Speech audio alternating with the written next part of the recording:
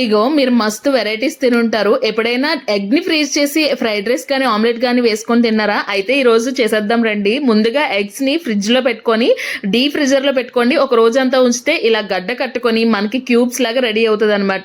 ఈ క్యూబ్ ని మనం పీసెస్ గా కట్ చేసుకోవాలి. రౌండ్ గా షేప్ కట్ చేసుకుంటే మనకి ఫ్రైడ్ రైస్ కి గానీ ఆమ్లెట్ కి గానీ చాలా బాగుంటుంది. చేసిన పీసెస్ ని బయట ఎక్కువసేపు ఉంచుకోండి. మొత్తం కరిగిపోయి పెద్ద ఆమ్లెట్ వేసుకోవాలి. దాంతో కట్ చేసిన వెంటనే పాన్ లో కొంచెం ఆయిల్ వేసి ఈ పీసెస్ ని వేసి ఫ్రై చేసుకోవాలి. చిన్న చిన్న ఆమ్లెట్స్ కింద నంచుకోవడానికి చాలా బాగుంటాయి.